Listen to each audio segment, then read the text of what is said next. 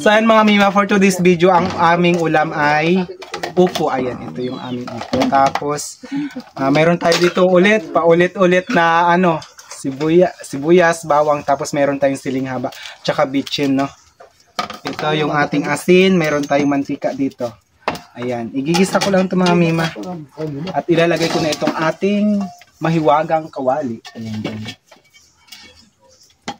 At dahil tuyo na nga yung ating kawali, kaya na pang nahugasan, lagyan ko na siya agad ng mantika. O, diba? Ganun lang.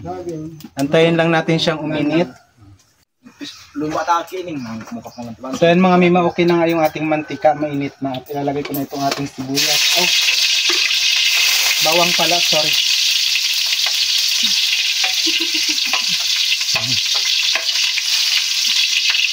So dinalagay dito ng ating sibuyas.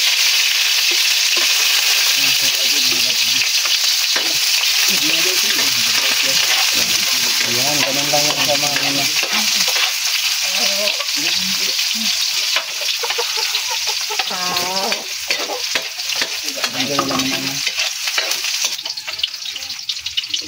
Ayan mga mima, okay na ang ating mga ricado at ilalagay ko na itong ating upo.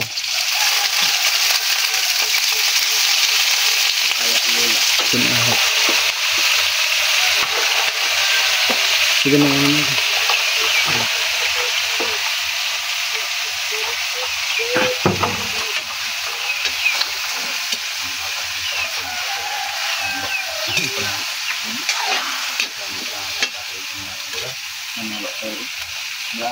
Sabay ko na din po itong ating sili mga mima.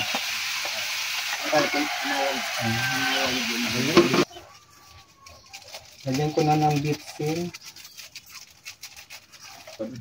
So ayun mga mima, okay na itong ating isda. Ginayat-gayat ko lang yan siya. Ito yung ating tinapa na kinuha kanina dito. At ilalagay ko na ito dito. Ilapit mo dito ay. Ganun na lang yan siya.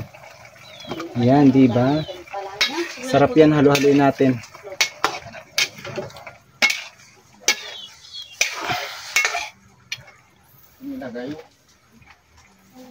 Antayin ko lang itong maluto mga mima. Takpan ko ulit.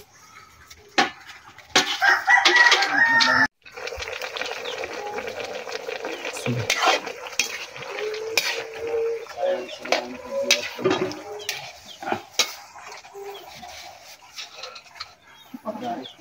So ayan mga mima, okay na to. At luto na. Dahil gutom na ako, kailangan ko nang kumain.